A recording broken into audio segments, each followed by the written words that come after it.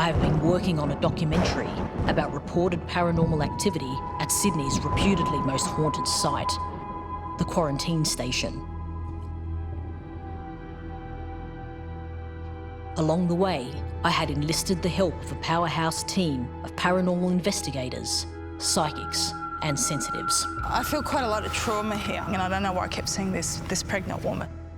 The question now was, who were the 11 entities who had made their presence known?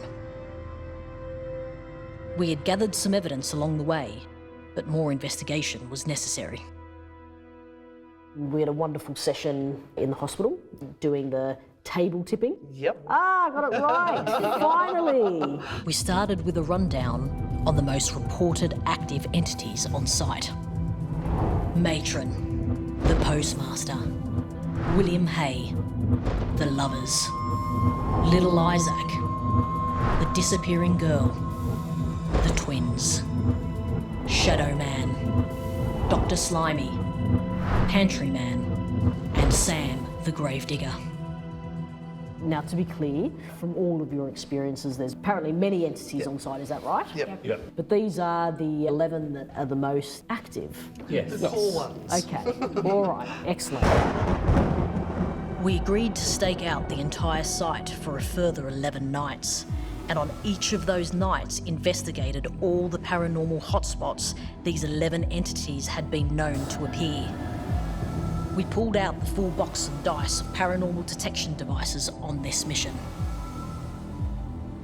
At least 2 camera crews followed our investigation teams on each of the 11 nights, and each team was given individual GoPros and night vision cameras. But I was learning fast that paranormal investigation is time-consuming, often hit and miss. Sometimes we came up with nothing. Sam, I want to know whether the person that I'm seeing is you. You have a beard. If that's true, Sam, can you make one of the lights beep? So they've actually stepped away from me. And it looks like no one wants to play tonight. No, Okay. no one wants to play.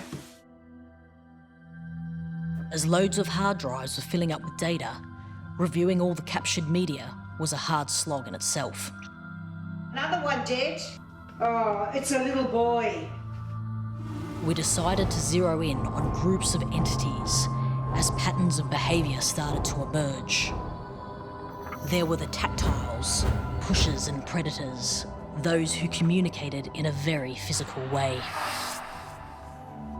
The elusives, playful, secretive, camera shy, catch them if you can.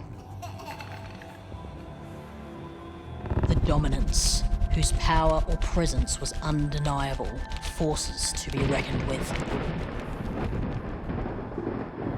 And the shapeshifters, lurking in corners or morphing in form. First up, we looked at the tactiles. He said, someone just pushed me. Sam, the gravedigger. Oh, jeez. Ow. You okay? Pantry Man. I've just got a panic. Male standing near that doorway there. Maybe I forgot to use the word a sexual predator. And Dr. Slimy. Dr. Slimy had been nicknamed according to his repugnant behaviour and his presence linked to both the hospital and the morgue. We want to know whether the story's true, whether this was a room for dalliance. We have heard ladies' voices in here. It just said lay. L-A-Y, lay. Oh. Uh-huh. When the team probed for names, they also got a strong hit. Just want to show that we have the name Jim. It's possibly James. I didn't quite catch that. What is your name? John? Is that a John? I missed it. John. John, So we had the names John and James. are you trying to communicate something specific with us?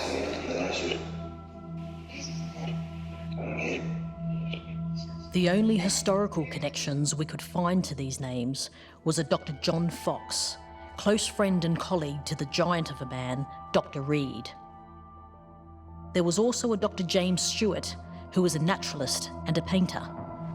It seems both men had impeccable reputations and were unlikely candidates amongst the numerous medicos and morticians who worked on site over the years. I'm going to put a little box down here for you. And I would love if you could talk into this little box. I'm going to put it here in your room. Who is Pantry Man? Well, we actually had a bit of a conversation with him and discovered that he was like a kitchen hand. He looked like he was busily working in there doing something, and he turned around and had a look and was like, what are you doing here? And there was this scoot out. He's seen us and we've seen him. So there's been that sort of time slip interaction. Right. Just about to say, could you tell us your name, please? And it's just come up with a really strong reading, Don or Donald. It's actually got a black bar going across the bottom there that tells us the strength of that reading, and that's quite a strong reading. Ooh. He had pockmarks all over his face. It's like he'd had gone through measles or something, and they all said he was really ugly. I wonder if it was smallpox, because that was one of the things that came through here. Yeah. We later checked the quarantine records for a Donald fitting Renata's description, but came up empty. Nonetheless, the team certainly experienced a lot of activity around this entity. You come and stand next to me, sweetheart. Oh, it was just this real wave of emotion coming of how sad this person is. No one's ever been nice to him. It's just been a work thing, a work tool. So Pantry Man was one of the misunderstood and traumatised souls that lurked around the quarantine station.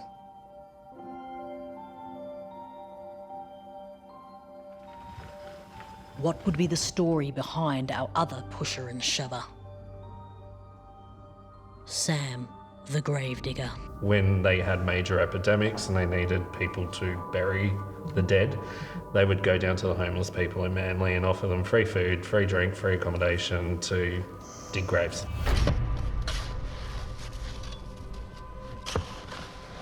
Was Sam one of those homeless gravediggers, or a more sinister presence? Sam, can you please confirm that you are with us tonight? We haven't got all night, Sam. Come on. Yes. It just lit up on yes. Okay. And on Roman's thermal camera, the temperature was dropping. As things continued to chill, an eerie shape also appeared. Was this visual confirmation of Sam's presence? Then, with the SLS camera up and running, it looked like we scored the trifecta. I feel empathy for Sam the gravedigger because I feel that he has been portrayed sometimes as someone who is rather nasty and horrible, and I personally don't think he is. Sam. I'm sure that Sam, while he was working here, would have had some really days. Now, do we come across those particular days when he's in a bad mood? We may. But in general, is Sam a bad person? Or was he a bad person? Did he just fall on bad times? I think that's the more generous response that I would give Sam.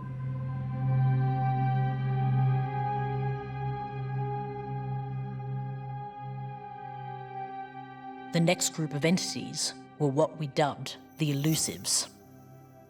The disappearing girl, the lovers, and little Isaac. The disappearing girl on tour. Now, you've actually seen her. She was maybe 15, 16, so she wasn't a young child. She had long hair, she was skinny, and I had no idea she's a ghost. And then the next minute, she was just gone. This particular entity had reportedly appeared on numerous occasions during ghost tours, often mistaken for one of the visitors. Well, one night I had a group in here. I noticed that there was a young lady walking beside me, fairly short, and it looked like she had long hair.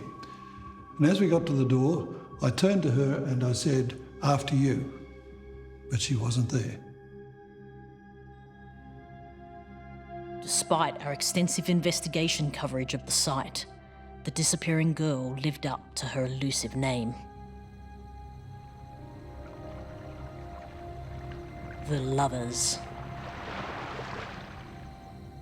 Night manager Casper had claimed to see a ghostly couple walking on the beach on numerous occasions. I looked out and saw a couple walking up out of the water. It was a man and a woman standing hand in hand as they came out of the water. They stopped about halfway up the beach. The clothing that they're wearing now is from the 1800s to 1900s. They would possibly have been first-class passengers. I don't know what their story is. I only see the image from time to time. It lasts generally about 40 to 45 seconds. Unfortunately, I haven't been able to get a photo of it. But it's consistent that it's around about 11 minutes past the hour each time I do see it. It's there. It's down there. Yeah. On one of our investigation nights, Roman and I headed down to the beach. I just scored pretty pics. Roman's thermal imaging camera caught something a little more interesting. A couple of shapes up there in the thermal.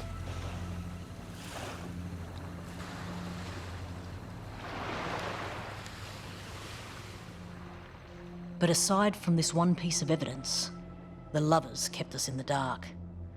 Intriguingly, they are believed to be a historical couple. Supposedly, a Lady Margaret from First Class, who had a secret affair with an Italian gent nicknamed Nonno. As a tribute to the legend of their love, an artist's impression of them is displayed in the Wharf precinct.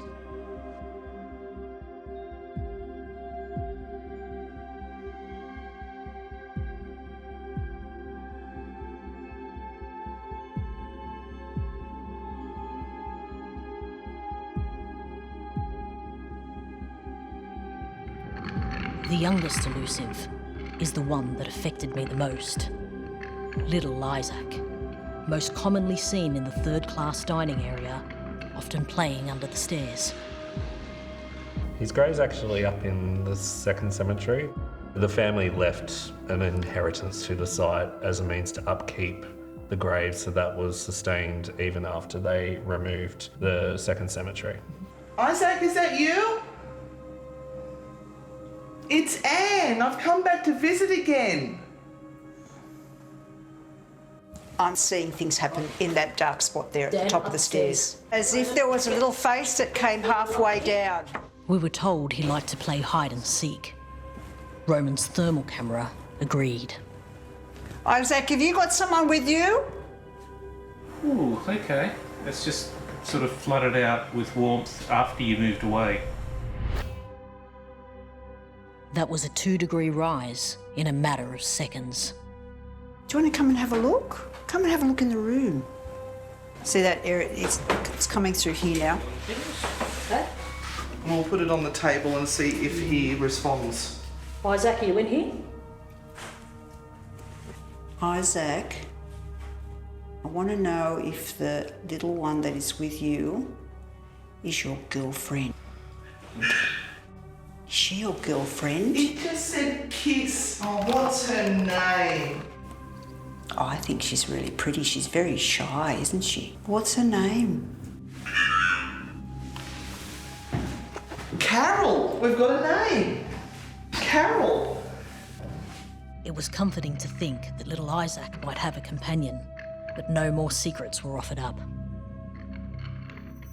The Dominants were a different story altogether. By all witness accounts, they wanted their presence known. Is Matron a historical figure? Yeah, there's been many matrons through the site because of the hospital, and it just seems that one of them has stayed on to be the custodian of Q Station. Matron is the most feared entity on site. She is known as the matriarch of the quarantine station. Does anybody here know who this particular matron is? Dean? Dean claimed he knew her name, but was too fearful to say it. Well, you're going to get haunted anyway, so why don't you just tell us? All I will say, if you research a Central Coast hospital that dealt with contagious disease. He even got a warning from the REM pod when probed. Put your hand up over your mouth and whisper it Just next to the... whisper it. No. Hey, I'm not. I'm sorry. Why? It's... Matron certainly made her presence known, as she seemed to have done on numerous occasions throughout our investigations. Oh, hello. There's someone in here. She's here. She's standing over there. right there. She's standing there. She's not very happy. She's not actually very happy with us being here. I was determined to find out more about this commanding entity. We sent Paratic back into her usual haunting spot, I'm going to grab that. the hospital, to see what more they could detect.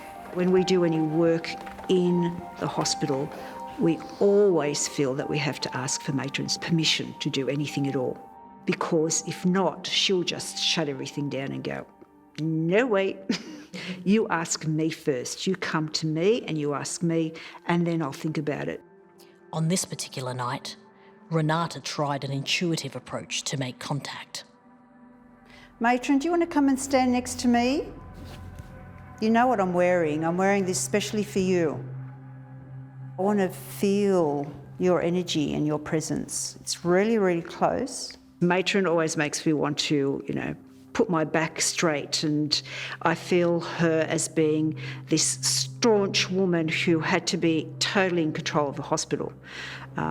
Being a female back then as well would have been quite an endeavour for her to keep control of the doctors that were here, because of course they would have felt that they were quite superior to Matron, even though she was the matron. This feeling here that there is a presence next to me. Is it male or female energy? It's female. There's too much mess. She doesn't like the mess in here. There's too much mess. I apologise about the mess. Yes, we have made a mess, that is for sure. What sort of period clothing They're in white. They're in white. They wouldn't have been wearing this at all. That's why she's looking at me quite perturbed and what in the hell what have you got on? Okay, friends are coming in now, so there's more than one. It was at this point that Roman's camera picked up a mystifying figure next to Anne. What do you feel? It's actually sort of feeling like a tingling sensation over this side, over here. Yeah, I think you've got a little friend there. Well, hello. Are you intrigued in what we're doing tonight? It's like it's like I've got goosebumps and hackles going all the way up the back of my neck and over to the top of my head. The team was certainly attracting plenty of playful and spine-tingling energy. REM pod's going off. Yep. Thank you very much. But Matron's commanding presence had swept away without a glimmer of her name. Delving into the records, I found the most likely candidate, Matron Wilshire, who served for an extended period from the late 1800s. What was interesting was her uniform being all white, an identical look to what Renata had said, and what Psychic Ruby had described during her hospital visit. Yeah, and there's the matron's outfit. I didn't see the red, but I did actually see her not quite in that outfit, but in the white outfits that used to have. Matron was certainly a force to be reckoned with, but it was time to turn our focus to the other most powerful entity on site, the postmaster. A male energy so dominant it could turn the living to tears. As Dean knew only too well, they're kind of setting up for an investigation. Yeah. What's your process?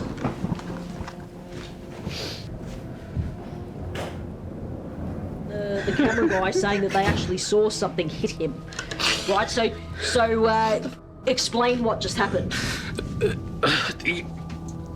The best way to explain it to you is just when you were talking about we're going to be safe, blah, blah, blah. I just felt something behind me and I just got this, no, you're not. Like, it was just so f***ing evil and creepy. And once composed, he was ready to take him on. He wants us to go down to the post office right now. He would be in heaven if we went down to the post office right now. I want to do it. Let's bring it.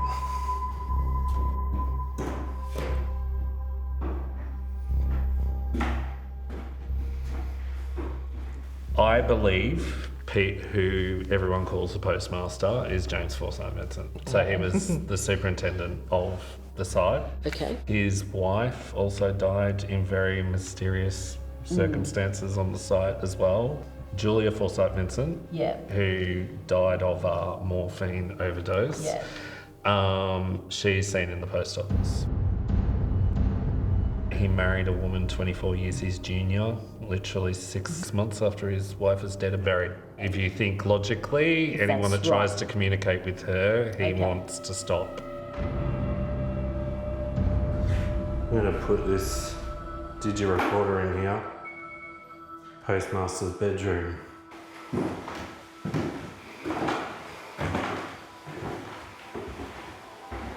How dare you come up behind me like that and say what you said into my ear? If you think I'm unprotected or that you can scare me, as soon as I said the words that I was unprotected, I did see what was like a sleeve of black sort of mist fly across the doorway. When Paratek investigated, Renata also experienced a shadow at the front door. Oh, that was interesting. It was a shadow that just went past down the left-hand side there. A very quick shadow right when I turned it on. I thought it may be my fingers, but I've just tested it and it is not my fingers. Paratek also picked up some activity with their Portal Plus app. There's so many voices.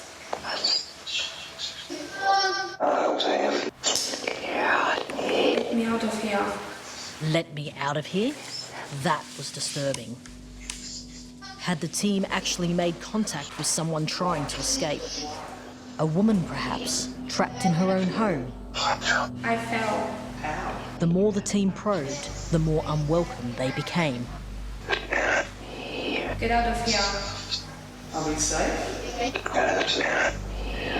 Get out of here. Why? Get off.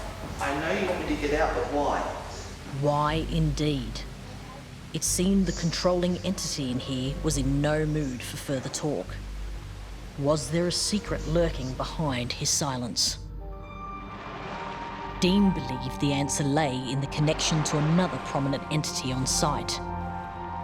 William Haye, a boatman who had ferried the sick and dying to these shores, and himself died in mysterious circumstances. His death was ruled a suicide. However, even a newspaper article from the Sydney Morning Herald insinuates that it wasn't a suicide. Supposedly he shot himself twice. Yeah, like he supposedly committed suicide by shooting himself in the stomach and the head. And the death certificate, if I remember, was actually the person they thought who had shot him. Yeah, was and he the was buried residing within officer. hours of being shot. Within hours, not days. 24 hours. Okay. Dead and buried. And then Dean dropped the bombshell. We are led to believe that William Haye was going to blow the lid on what James Forsyth Vincent was doing. So they believe that that's who murdered. Correct. And he was the one that signed off. He was the one that signed off on William Haye's suicide.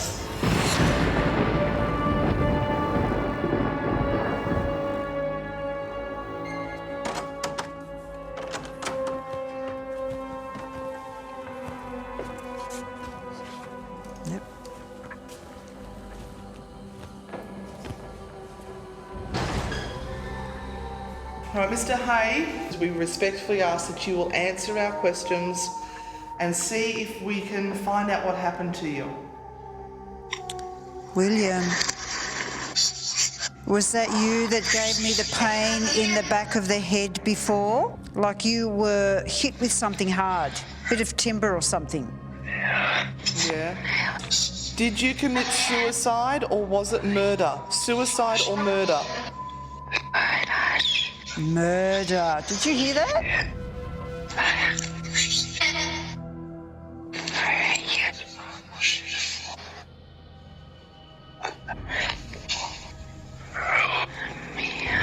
Let me out. Could William Haye be a soul trapped in purgatory? Tell them it's enough. You don't want to talk about it, do you? I think we should respect it. Whoever we were talking to, they were clearly a much tormented entity. When you're ready, okay? When you're ready. Whether by murder or suicide, boatman William Haye was found dead here in this laundry in November 1902, and his body buried on site the following day. My own search for historical confirmation led me to a lonely corner of the station's third-class cemetery, where I found a dedication to him from his wife, etched in his tombstone.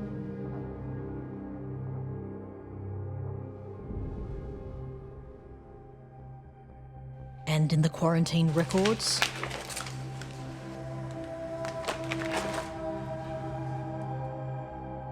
J.F. Vincent presided over his burial.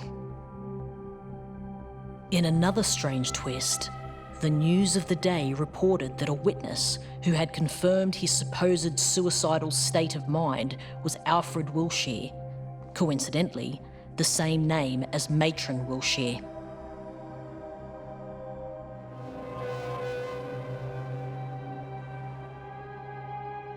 If the theory that Haye was murdered at the bequest of Vincent, aka the postmaster, was correct, could it be that others knew of the plot? This was an investigation for another day. It was time to turn our attention to the shapeshifters. We started with Shadow Man. One night I had a whole tour leave the building very quickly, and pretty much everyone saw a shadow of a man standing behind me. Are you scared of the Shadow Man? Yes. Do you hide here in the corners? The man in the corner. The man in the corner.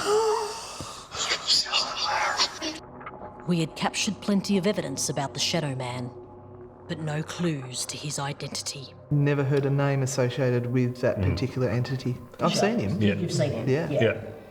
While reviewing some earlier interviews, one chilling remark did pop out about the acid showers he lurked in. In the acid showers here at the quarantine station, you were showering them and you weren't rinsing off after. Oh, this is a woman screaming here or something. She's not that happy. I think she's sunburned. Like with a bad sunburn, you would start feeling a hot, dry, burning sensation. And while they were in those showers, also they were being yelled at while they were in there, being observed by staff, watching them through peek holes. It creeped me out to think of Shadow Man as a voyeur.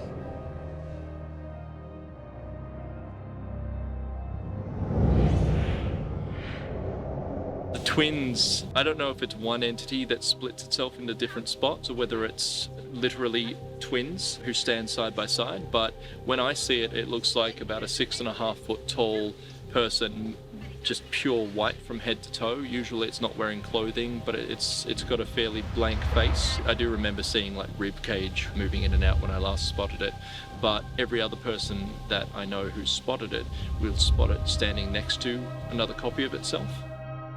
I went into Asiatic bathroom down the end here. The entire tour group saw it. Supposedly it's a Chinese vampire. You've got to hold your breath because it sucks your chi or your life force. They could be manifesting your greatest fear. Cheese-sucking vampires, postmaster conspiracy, Matron Wilshire. It seemed every door opened revealed glimpses of another world, but left me struggling to understand what it all meant. Why was I here at the old quarantine station, night after night, searching for some elusive connection? I kept trawling back through the history, the research, the footage. Are you playing games? I felt like there was something missing, something big. You playing games? Late one night, it hit me. It was staring right at me. Not in the shape of a ghost, or the significance of 11 ghosts. it was the number itself. 11, 11, 11. I was seeing 11 everywhere, on my phone, with both times and dates, the clock on the dashboard of the car, and the odometer. Whenever I checked online, it always seemed to be 11 minutes past 11. If I clicked on a news article, guess what would pop up? 11. It was getting weird, so much so that I began screen saving and photographing every time I saw it. Always get my answers on 11:11. Unbelievable. See that? Thinking back through my life, I was 11 years old when I shut the paranormal door to the ghost boy I had seen in my childhood room. My brother, who continued to spook me with paranormal tales, was born on the 11th. I met my wife in the 11th month of 2007. Even my twin daughters were getting in on the act. They were born on the 11th. And of course, I'd first passed through these gates to the place of my childhood fears on the 11th month of 2012. It seemed the number was following me everywhere in different forms several times a day. It was as though 11 was beckoning me. I was starting to wonder whether I was going round the twist. I did some research into the mystery and discovered I was not alone. To my surprise, there were references about the significance of 11 from ancient to modern times and its uncanny relationship to world events. From it being a master number to its links with secret societies, and from its symbolism of power and prestige, right through to being labelled satanic and evil. What I knew for sure was this mysterious dogmatic number, like Pandora's box, had many secrets to reveal. I delved into different realms of knowledge and understanding, looking for connections in history, science, culture, religion, and mystic wisdom. According to the New Age movement, the number 11 is referred to as the number of destiny, a symbol of all the wonder and power in existence, much like the spear of destiny is believed to represent. The number 11 is, in numerology, a master number. It's quite a powerful number. It's probably one of the most powerful numbers that you'll ever come across. You know, if you ever look at a clock, it's 11:11 or it's 1:1. It's always when you're in tune with the universe or something's going to happen. It feels like there is a figure on that top step looking down on us. A matron or a nurse or something. It's room 11, right there. In the psychic world, it's the number you always see when you're manifesting. So it's no surprise that an apparition would manifest in front of the number 11. I only see the image from time to time, but it's consistent that it's around about 11 minutes past the hour each time I do see it. Oh, me. It's in here. Yeah, I can't walk in there. No, it's in here. Didn't you feel that, Blake? Caspar brought to our attention that it is actually Friday the 11th. And I've had some experiences on, I would say, mild scales, but this experience tonight has freaked me out. I started to think about how often I'd heard claims that the witching hour at the quarantine station was not 12 midnight, but 11 p.m. And that when weird things happened here, they were energetically linked to the number 11. Why did people see such power in this number? When I looked into numerology, a lot of answers started popping up. Numerology looks at the essence of things through the symbolism of numbers. It assigns intrinsic values to single-digit numbers of 1 to 9. All multi-digit numbers and even letters in our names can be reduced down to those single-digit primaries to interpret everything from personal life experience to the significance of world events. All the numbers in our life have a significance, whether it's the house you live in, or the suburb you live in, if you work out its numbers. Your own birth chart will have certain numbers in it, like your day of birth is really relevant, your month of birth, your year of birth, the sum of the whole thing that is often called your life path or your birth force, depends which numerologist you read. I actually see it like a script generator. So when you get a birth chart, it's got all these dynamics and things will happen, and it actually helps to create an interesting life story. So I actually think there's something like that going on, but it's a theory, I suppose. I can't prove that. Life story through numbers? So if I'm hearing this correctly, the life story theory means that our lives mapped out are destined by every name and number we are given or choose. So how does the number 11 fit into all of this? Well, when the process of reduction comes down to a number that is a mirror image of a single digit, the rules change and master numbers are born. Master numbers 11, 22 and 33 are seen to magnify the power of their primary numbers. Historically, master numbers are associated with some pretty powerful people. Master numbers 11s include Edgar Allan Poe, Shirley Temple, Amelia Earhart, Kobe Bryant, and Wolfgang Amadeus Mozart. Master numbers 22s include Rumi, Margaret Thatcher, Luciano Pavarotti, and Leonardo da Vinci. 33s include Agatha Christie, Christopher Reeve, and Albert Einstein. Understanding that names were also very significant, Dr. Neil Haye alerted me that he had done his homework. He'd looked at the quarantine station's name to see if there were any links to the strange happenings said to occur here.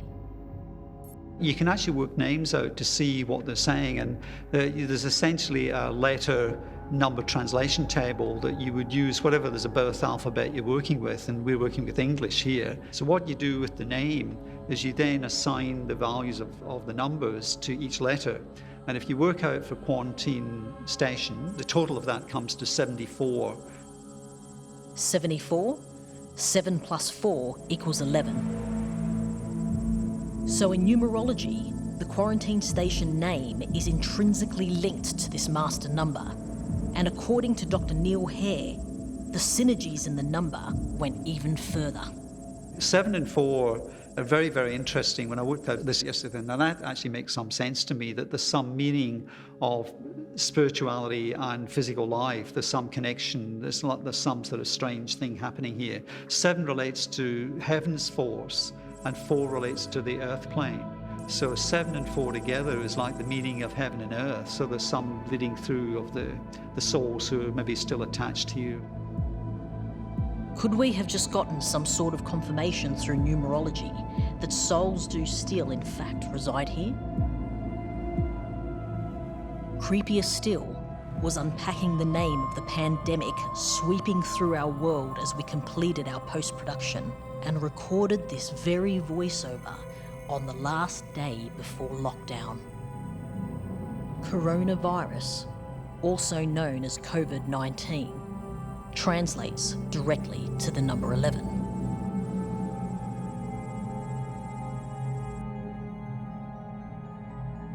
The significance of quarantine could not have been more raw or more relevant. If the number 1 symbolises a new beginning, then 11 could be seen as a message to go back to our beginnings, back to the deepest part of ourselves as we experience a whole new era that is starting to unfold.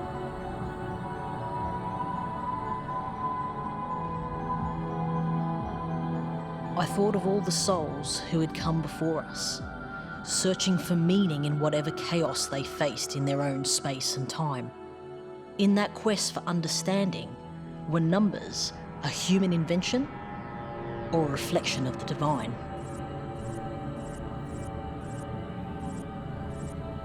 The numbers themselves are really like archetypes.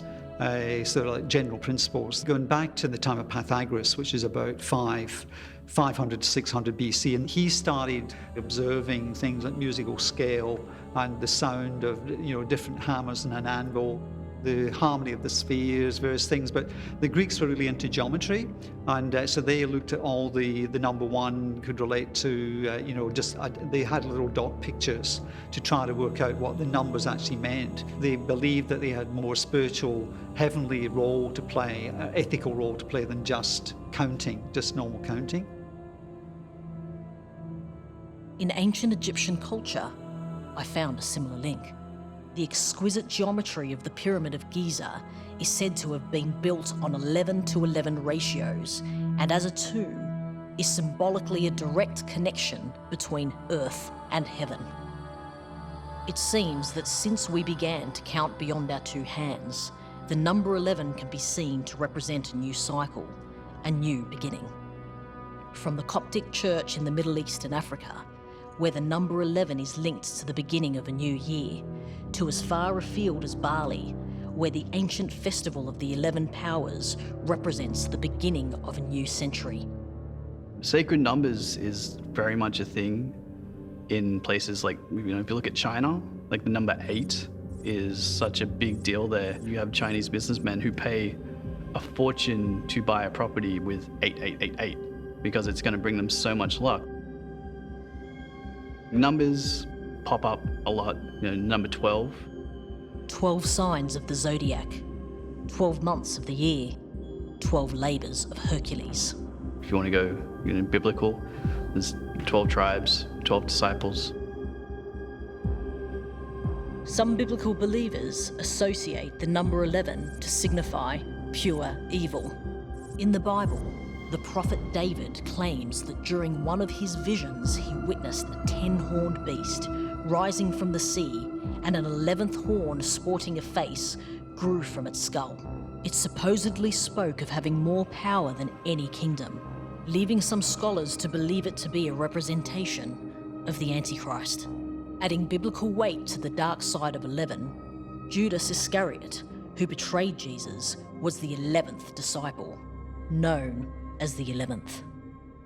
As far as I can see, the only significance of the number 11 is that it isn't 12, that it is one short of 12, so that it's either on the way to 12 or somehow the number 12 incomplete and therefore wanting completion. With reference to Judas and the number 11, after Judas died, there were only 11 disciples left, so they had to elect another.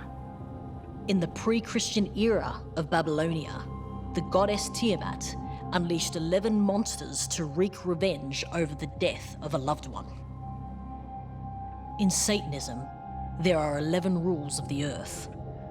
The 11th rule is when walking in open territory, bother no one. If someone bothers you, ask him to stop. If he does not stop, destroy him. From sacred numbers to belief in life from other worlds, I found with no surprise that 11 popped up in the realm of UFOs. One famous example being the Haye UFO sightings in the Netherlands. Around 11 p.m, 10 firemen and their chief observed in the sky 2 flat oval objects that emitted a greyish-white light and moved at high speed. Throughout history, there are loads of prominent world events linked to the number 11. World War I officially ended at 11 a.m. on November 11th, 1918. A moment now famously known as the 11th hour of the 11th day of the 11th month. Houston, the Eagle has landed. The spaceship Apollo 11 delivered the first humans to walk on the moon. And of course, September 11th, when 2 planes were flown into the Twin Towers of the World Trade Center in New York City in what was called one of the worst acts of terrorism of our generation. Chillingly, There are many other connections to the number 11 within this event. New York City has 11 letters and is the capital of the 11th state of the USA. The first plane to crash into the Twin Towers was American Airlines Flight 11. The flight was carrying 92 passengers. Those passengers represented 11 different nationalities. The other flight, number 77, a multiple of 11, carried 65 passengers. And the tragedy of September 11, commonly known as 9/11, eerily coincides with the US Emergency Services number 911.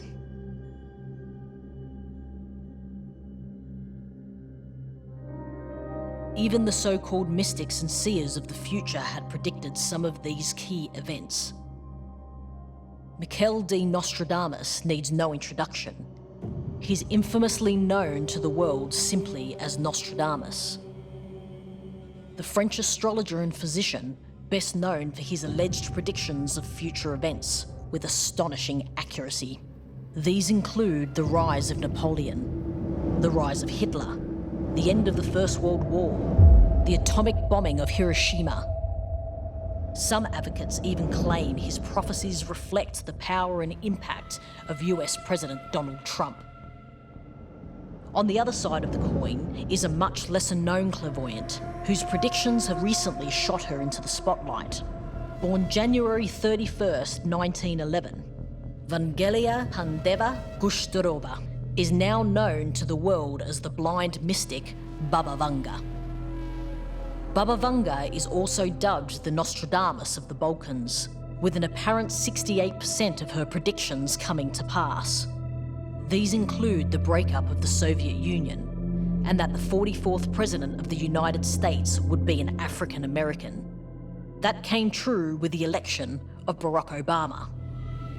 Baba Vanga even predicted the date of her own death, the 11th of August 1996. Chillingly, both Baba Vanga and Nostradamus are attributed with predicting the terrifying events of 9/11. Earth-shaking fire from the center of the earth will cause tremors around the new city. 2 great rocks will war for a long time. Then Arethusa will redon the new river. Horror. Horror. The American brethren will fall after being attacked by the steel birds. The wolves will be howling in a bush, and innocent blood will be gushing.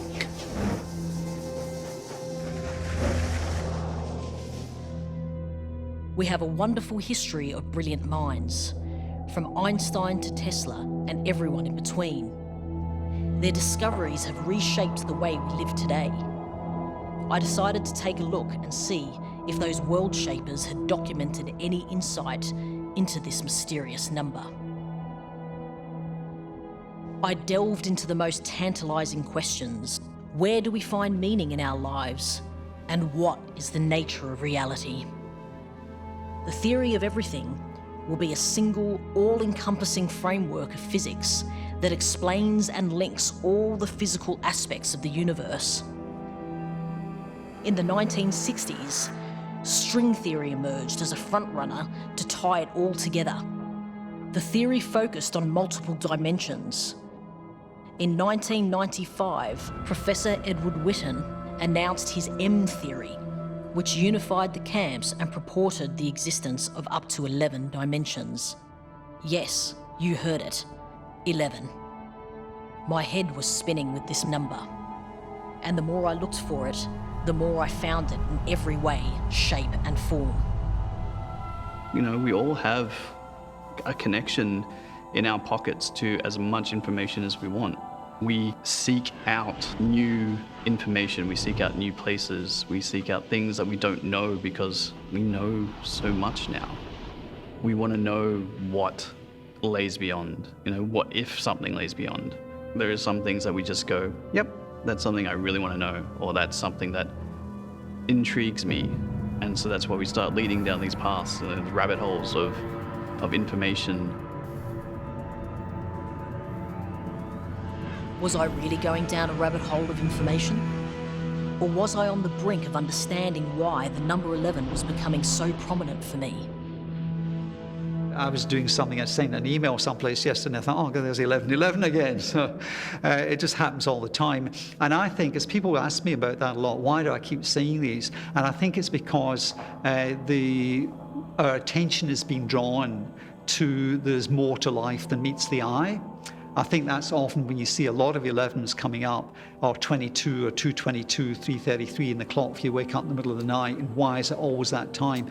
I think it's actually drawing our attention to the fact there's a bit more to it than just physical life. And when you get the same numbers popping up, then there's a real resonance. It's like two tuning forks vibrating together. You get the same vibration. It's almost like two notes in a musical scale. They're actually in harmony with each other. There's no discord. They're actually in harmony. So it's like playing a tune that they all vibrate together. When I was working at Quarantine Station, I noticed, Bianca, that your birth chart, because you give me your date of birth, in fact, you've got main numbers in your birth chart, your life path, total date, and the patterns they call the pinnacles match exactly to Quarantine Station, which may well be why you're actually involved in this research project here.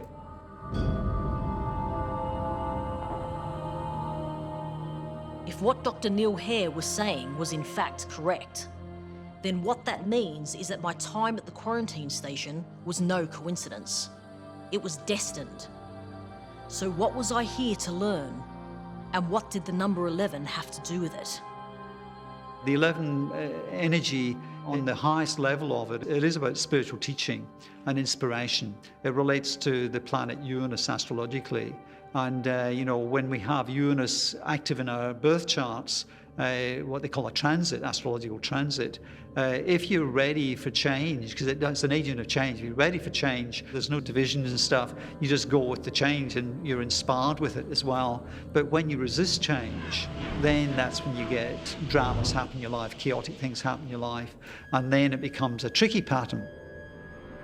I've found in people's charts sometimes where they have the number 11 under more of a stress position, what they call challenges, then sometimes people actually are living almost in two worlds, that they're in the physical life, but they actually almost sort of bleed into the other life, and then they start seeing visions, and they walk in the room, there's somebody sitting on the lounge. Sitting on a lounge or running through a bedroom. Suddenly I was being forced to confront the thing I had shut out, the experiences of a terrified little girl. The door was opening and I was beckoned back in time. No more resisting the past. It was time to face it.